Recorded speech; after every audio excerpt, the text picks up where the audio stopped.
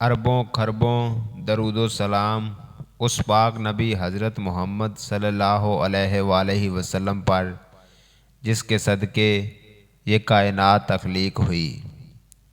بسم اللہ الرحمن الرحیم۔ خواتین و حضرات، اس ویڈیو میں حضرت ہود علیہ السلام کے بارے میں ہم تفصیل کے ساتھ آپ کو آگاہ کریں گے کہ کیسے حضرت ہود علیہ السلام کی قوم پر اللہ تعالیٰ نے عذاب نازل کیا۔ حضرت ہود علیہ السلام عرب کے قبیلے عاد سے تعلق رکھتے تھے، جو عمان اور حضر موت کے درمیان ریت کے ٹیلوں والے علاقے الاحقاف میں رہائش پذیر تھا۔ آپ علیہ السلام کا قبیلہ عاد بن ارم بن اوس بن سام بن نوح کی اولاد سے تھا۔ آپ علیہ السلام اپنی قوم کے ایک شریک خاندان سے تھے، جنہیں اللہ تعالیٰ نے ان کی قوم کی ہدایت کے لیے نبی بنا کر بھیجا تھا۔ اللہ تعالیٰ نے آپ علیہ السلام کا ذکر قرآن مجید میں 7 مقامات پر فرمایا ہے، اور ایک پوری سورت سورہ ہود 11 بھی آپ کے نام سے نازل فرمائی ہے۔ قوم نوح کی ہلاکت کے بعد اللہ تعالیٰ نے قوم عاد اول کو زمین پر آباد کیا۔ یہ لوگ جسمانی طور پر بڑے مضبوط قد اور بڑی مضبوط عمارتیں بنانے میں ماہر تھے۔ اللہ تعالیٰ نے انہیں خوب مال اور دولت سے بھی نوازا تھا۔ قوم عاد اپنی جسمانی قوت کے غرور میں اتنی آگے بڑھی کہ اس نے اللہ تعالیٰ کو بھلا کر اپنے ہی ہاتھوں سے بنائے ہوئے بتوں کو اپنا معبود بنا کر ان کی عبادت کرنا شروع کر دی۔ ان کے 3 بڑے بت تھے، جن کا نام سمد، سمود اور ہر تھے۔ قوم عاد کو گمراہی سے نکال کر ہدایت کی طرف لانے کے لیے اللہ تعالیٰ نے اسی قوم کے ایک فرد حضرت ہود علیہ السلام کو نبی بنا کر ان کے پاس بھیجا۔ فرمان الہی ہے: اے نبی صلی اللہ علیہ وآلہ وسلم، کیا آپ نے نہیں دیکھا کہ آپ کے رب نے قوم عاد کے ساتھ کیا سلوک کیا، یعنی ارم کی اولاد کے ساتھ، جو قد و قامت میں ستونوں جیسے تھے اور طاقت میں ان جیسے دنیا میں لوگ پیدا ہی نہیں کیے گئے۔ اور ہم نے قوم عاد کی طرف ان کے بھائی ہود علیہ السلام کو نبی بنا کر بھیجا۔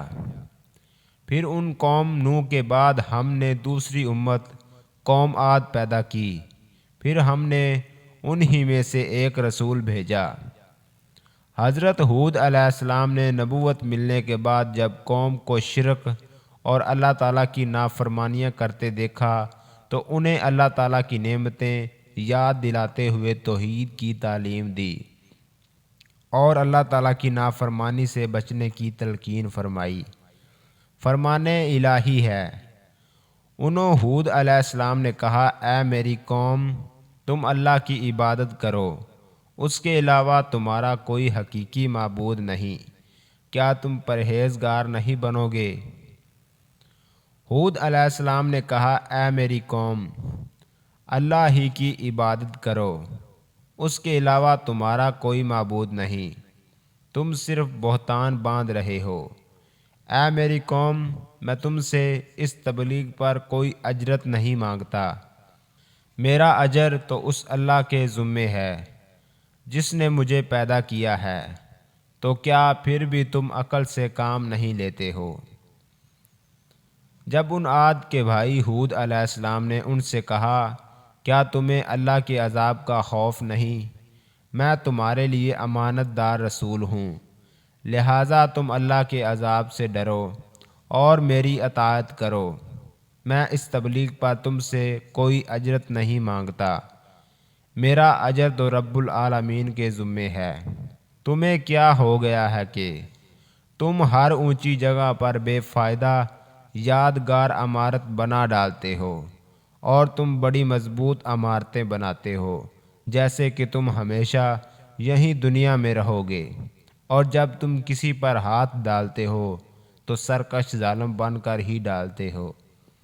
تم اللہ کے عذاب سے ڈرو اور میری پیروی کرو۔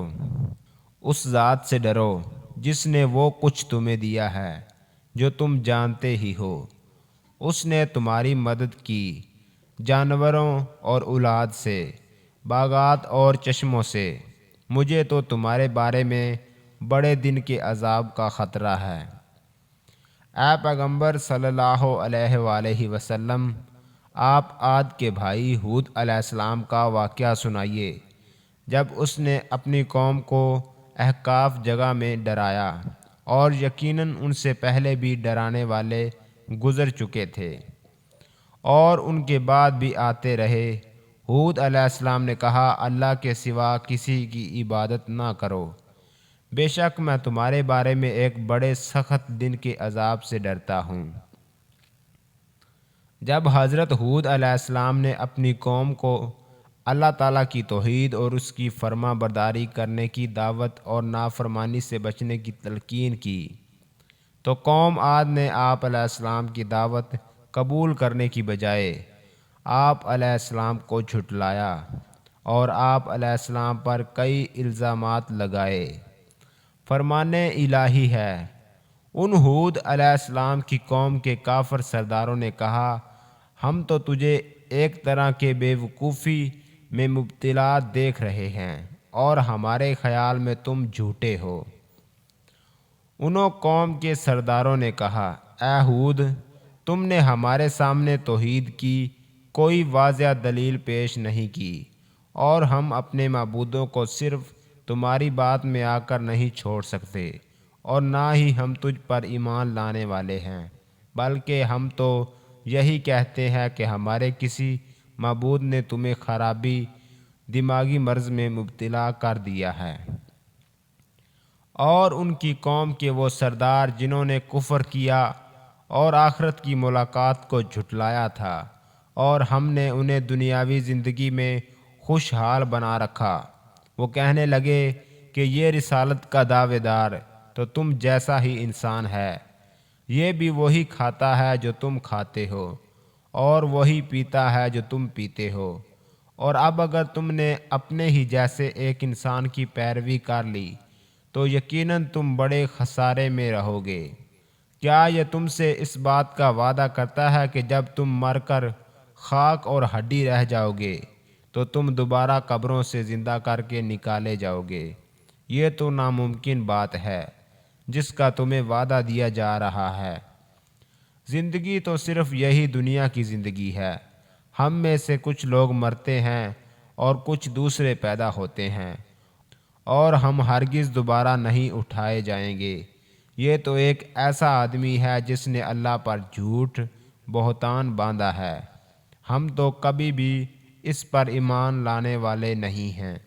قوم ہود نے کہا کہ تم ہمیں واعظ کرو یا نہ کرو، ہمارے لیے سب برابر ہیں۔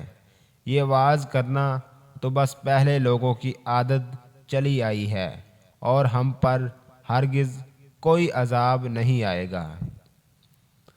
حضرت ہود علیہ السلام نے اپنی قوم کو سمجھانے کی بھرپور کوشش کی اور انہیں بتایا کہ اے میری قوم، اللہ تعالیٰ کے سوا تمہارا کوئی حقیقی معبود نہیں۔ میں اللہ تعالیٰ کی طرف سے تمہاری خیر خواہی کے لیے نبی بنا کر بھیجا گیا ہوں۔ مجھے تم سے کوئی دنیاوی لالچ نہیں، میں تو صرف اللہ عز و جل کی رضا کا طلبگار ہوں۔ اگر اللہ تعالیٰ مجھ سے راضی ہو گیا تو مجھے بہترین صلہ عطا فرمائے گا۔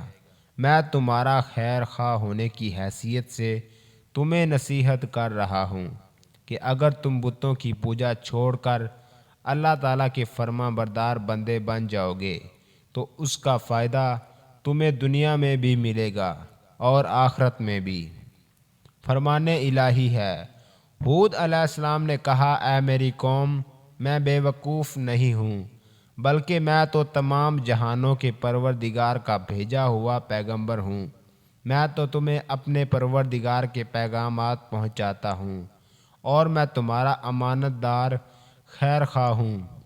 اور کیا تم اس بات پر تعجب کرتے ہو کہ تمہارے رب کی طرف سے تمہارے پاس تم ہی میں سے ایک آدمی پر وحی نازل ہوئی ہے تاکہ وہ تمہیں ڈرائے اور وہ حالت بھی یاد کرو کہ جب اللہ نے تم کو قوم نوح کے بعد جانشین بنایا اور دوسروں کے مقابلہ میں تمہیں زیادہ قوت اور جسامت عطا فرمائی۔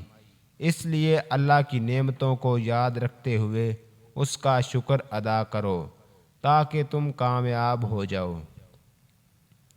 انسانی تاریخ کا مطالعہ کرنے سے پتہ چلتا ہے کہ جب کسی بھی معاشرے میں ظلم اور زیادتی، سرکشی، فتنہ اور فساد، قتل و غارت، کفر و شرک اور دیگر برائیاں پھیل جاتی ہیں، لوگ شکر گزاری کی بجائے ناشکری کی راہ اختیار کرتے ہیں تو ایسے معاشرے عذاب الہی کا شکار ہو جاتے ہیں۔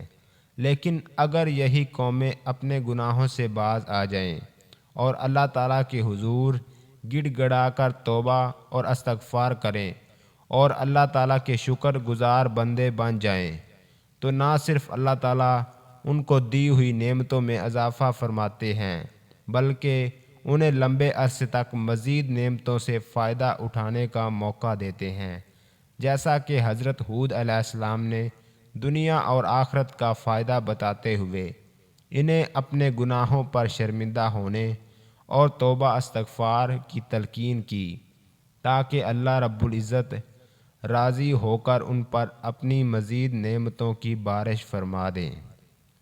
فرمان الہی ہے، اے میری قوم، تم اپنے پروردگار سے اپنے گناہوں کی معافی مانگو اور اسی سے توبہ کرو، وہ خوب برسنے والے بادل تم پر بھیج دے گا اور تمہاری موجودہ قوت پر تمہیں مزید قوت دے گا اور تم مجرموں کی طرح حق سے منہ نہ پھیرو۔ حضرت ہود علیہ السلام نے اپنی قوم کو بتوں کی عبادت چھوڑ کر اللہ تعالیٰ کی عبادت کی طرف لانے میں بہت کوشش کی، لیکن جب قوم نے دعوت توحید کو تسلیم نہیں کیا تو آپ علیہ السلام نے قوم کے معبود ان باطلہ سے کھل کر بیزاری کا اعلان فرمایا۔ فرمان الہی ہے، ہود علیہ السلام نے کہا، میں اللہ کو گواہ بناتا ہوں اور تم بھی گواہ رہو کہ میں اللہ کے سوا سب سے بیزار ہوں جنہیں تم شریک بنا رہے ہو۔ اللہ کے علاوہ تم سب مل کر میرے خلاف سازش کر لو اور مجھے بالکل بھی مہلت نہ دو۔ بے شک میں نے اللہ پر بھروسہ کیا ہے جو میرا اور تم سب کا پروردگار ہے۔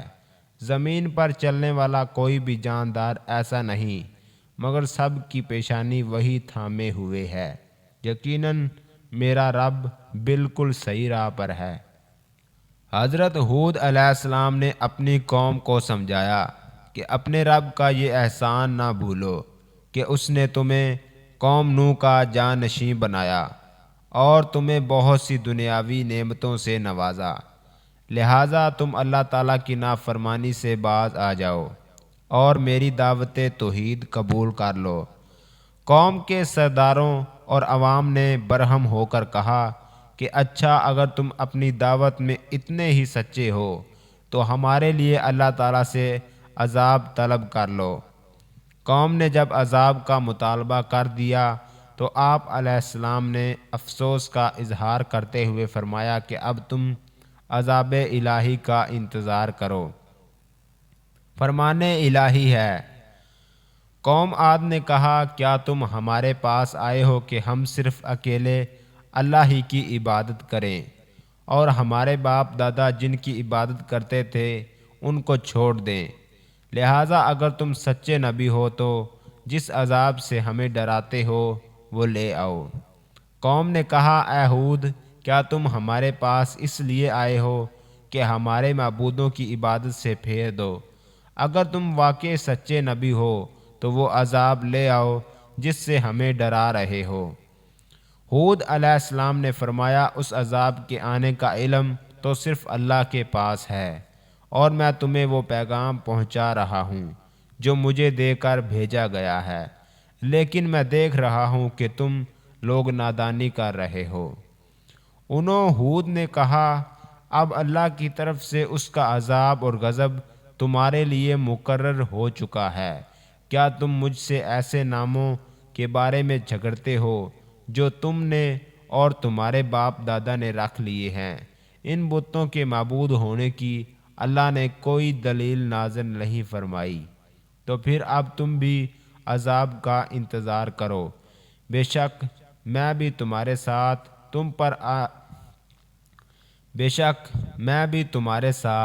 تم پر عذاب آنے کا انتظار کرتا ہوں۔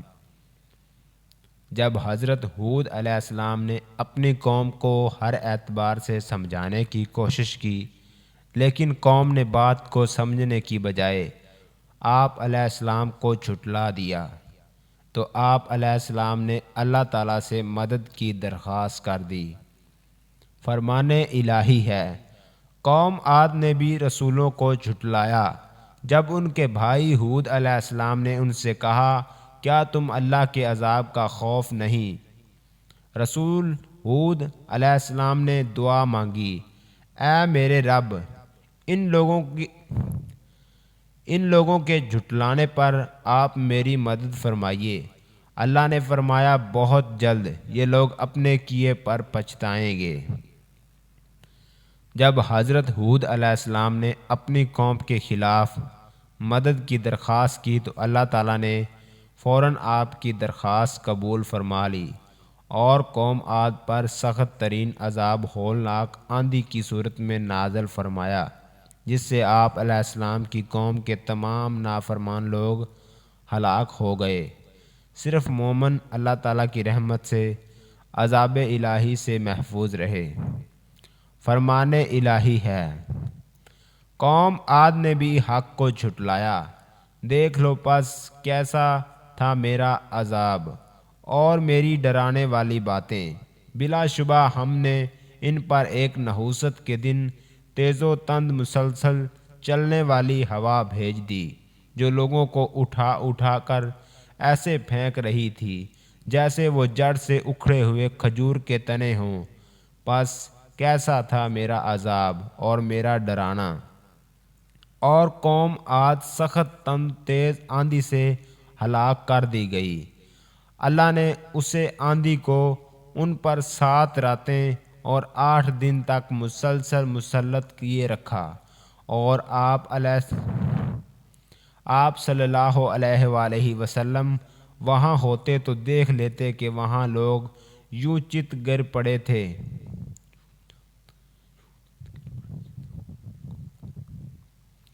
آپ صلی اللہ علیہ وآلہ وسلم وہاں ہوتے تو دیکھ لیتے کہ وہاں لوگ یوں چت گر پڑے تھے جیسے وہ کھجور کے کھوکھلے تنے ہوں۔ آخر کار ہم نے ان قوم عاد پر ایک تیز طوفانی آندھی منحوس ثابت ہونے والے دنوں میں بھیج دی، تاکہ دنیاوی زندگی میں بھی انہیں ذلت اور رسوائی کی عذاب کا مزہ چکھائیں، اور یقین مانو کہ آخرت کا عذاب تو اس سے بہت زیادہ رسوائی والا ہے، وہاں کوئی بھی ان کی مدد کرنے والا نہیں ہوگا۔ جب انہوں نے عذاب کو بادل کی شکل میں دیکھا جو ان کی وادیوں کی طرف بڑھ رہا تھا، تو کہنے لگے کہ یہ بادل ہم پر برسنے والا ہے۔ نہیں، بلکہ یہ تو وہ عذاب ہے جس کی تم جلدی کر رہے تھے۔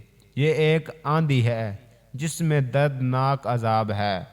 وہ آندھی اپنے رب کے حکم سے ہر چیز کو نیست و نابود کر رہی تھی، چنانچہ وہ ایسے ہو گئے کہ ان کے خالی گھروں کے سوا اب وہاں کچھ بھی نظر نہیں آ رہا تھا۔ ہم مجرم قوم کو ایسا ہی بدلہ دیتے ہیں۔ پس ہم نے ہود علیہ السلام اور ان کے ساتھیوں کو اپنی رحمت سے بچا لیا، اور ہم نے ان لوگوں کی جڑ ہی کاٹ دی جنہوں نے ہماری آیات کو جھٹلایا تھا اور وہ ایمان لانے والے ہی نہ تھے۔ رسول اللہ صلی اللہ علیہ وآلہ وسلم نے فرمایا، حضرت عائشہ رضی اللہ تعالی عنہا فرماتی ہیں کہ جب بھی بادل آتے یا تیز ہوا چلتی تو آپ صلی اللہ علیہ وآلہ وسلم پریشان ہو جایا کرتے تھے۔ میں نے پوچھا، اے اللہ کے رسول، آپ پریشان کیوں ہو جاتے ہیں جب کہ لوگ تو انہیں بادلوں کو دیکھ کر خوش ہوتے ہیں؟ آپ صلی اللہ علیہ وآلہ وسلم نے فرمایا، اے عائشہ، میں کیسے مطمئن ہو جاؤں؟ ہو سکتا ہے اس میں عذاب ہو، کیونکہ ایک قوم عاد ہوا ہی سے ہلاک ہوئی تھی، اس نے عذاب کی گھٹا دیکھ کر کہا تھا یہ بادل آ گیا جو ہم پر خوب برسے گا۔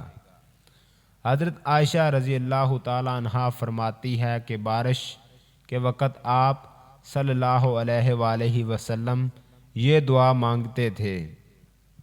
ترجمہ: اے اللہ، میں آپ سے اس ہوا کی اور اس میں جو بھلائی ہے اور جسے یہ ساتھ لے کر آئی ہے اس کی بھلائی طلب کرتا ہوں، اور میں آپ سے اس کی اور جو اس میں ہے اور جس چیز کے ساتھ یہ بھیجی گئی ہے اس کی برائی سے آپ کی پناہ مانگتا ہوں۔ جب آسمان پر بادل آتے تو آپ صلی اللہ علیہ وآلہ وسلم کبھی کمرے میں داخل ہوتے، کبھی باہر نکلتے۔ جب بارش شروع ہو جاتی تو آپ صلی اللہ علیہ وآلہ وسلم مطمئن ہو جاتے۔ میں نے آپ صلی اللہ علیہ وآلہ وسلم سے اس حالت کے متعلق پوچھا تو آپ صلی اللہ علیہ وآلہ وسلم نے فرمایا، کہیں یہ وہی آندھی نہ ہو جو قوم عاد پر آئی تھی۔ خواتین و حضرات، اس ویڈیو کو اپنے دوستوں، رشتہ داروں کے ساتھ ضرور شیئر کریں۔ اللہ تعالی ہم سب کو اس واقعے سے سبق حاصل کرنے کی توفیق عطا فرمائے، اور میری، آپ کی، تمام اہل اسلام کی مغفرت فرمائے۔ اے اللہ، حضرت محمد صلی اللہ علیہ وآلہ وسلم آپ کے حبیب ہیں، میں آپ کا غلام ہوں اور شیطان آپ کا دشمن ہے۔ خدایا اگر تو مجھے بخش دے گا تو تیرا حبیب خوش ہوگا، تیرا بندہ کامیاب ہوگا اور تیرا دشمن غمگین ہوگا۔ مولا اگر تو نے میری بخشش نہیں کی تو تیرا حبیب غمگین ہوگا، تیرا غلام ناکام ہوگا اور تیرا دشمن خوش ہوگا۔ الہی تیری شان اس سے بڑی ہے کہ تو اپنے حبیب کو غمگین کر دے، اپنے بندوں کو ناکام کر دے اور اپنے دشمن کو خوش کر دے۔ الہی ہم سب کی مغفرت فرما، آمین ثم آمین یا رب العالمین۔ دوستوں، ملتے ہیں اگلی ویڈیو میں، تب تک کے لیے اللہ نگہبان۔